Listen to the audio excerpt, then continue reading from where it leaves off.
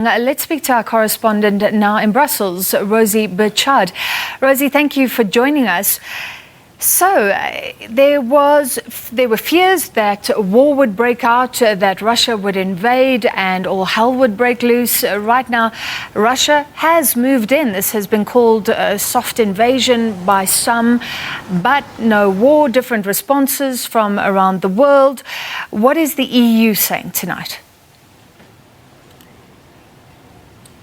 Well, the EU is trying to meet this with a very firm and decisive response. They had an emergency meeting of EU foreign ministers today that was held in Paris, and they immediately came up to move forward with sanctions. So they are currently announcing those sanctions as we speak, but we understand they will be targeting some banks. They'll be cutting trade with the breakaway regions of Donetsk and Luhansk. So they're really trying to meet this with a strong response. However, they say they are keeping some ammunition in their toolbox so that if the situation worsens still, they can slap further sanctions on Moscow and try to come forward with an even stronger response. There has been some divisions and some divergences on how different European countries classify this. So we had the UK describing the situation as an invasion, whereas the EU's High Representative Josep Borrell said on his way into talks this morning that he doesn't think this is a fully fledged invasion. Meanwhile, across town, NATO, that's the defensive alliance, also headquartered in Brussels,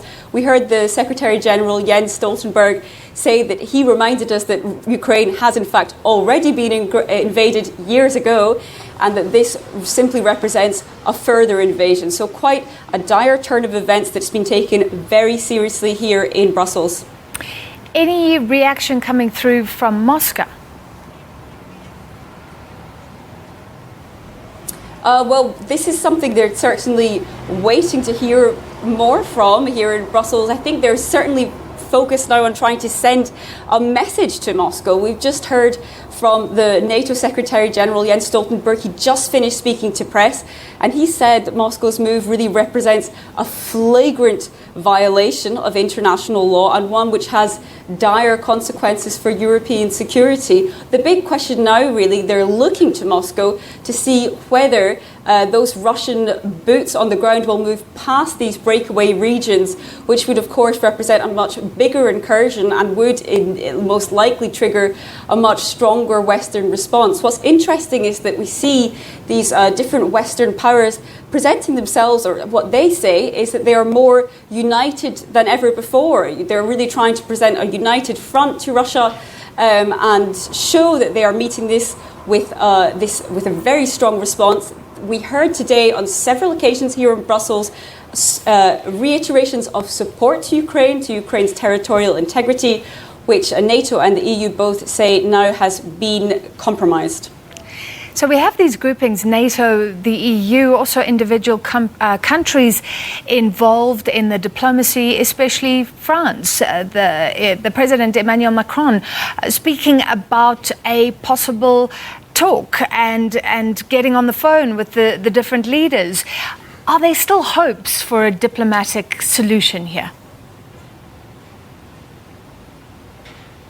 Well, there are still hopes, but it must be said they were really dashed somewhat yesterday. Yesterday morning, we were met with news that Macron had been up all night trying to broker a potential summit, and by the end of the day, we had this news about Russia recognizing these breakaway regions, which seemed to be a major blow for European diplomacy, particularly French and German diplomacy. So there are definitely that was definitely a blow, and that was felt here in Europe. However, we've just heard from both the EU and NATO that they don't think dialogue is yet dead. They have invited Russia back to the table. They're encouraging Moscow to choose a diplomatic way forward.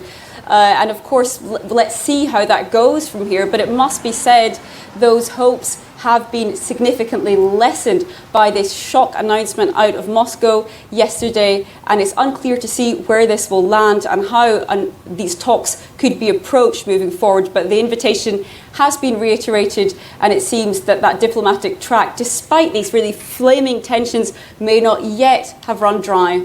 Thank you. Following the EU response for us, Rosie Birchard in Brussels.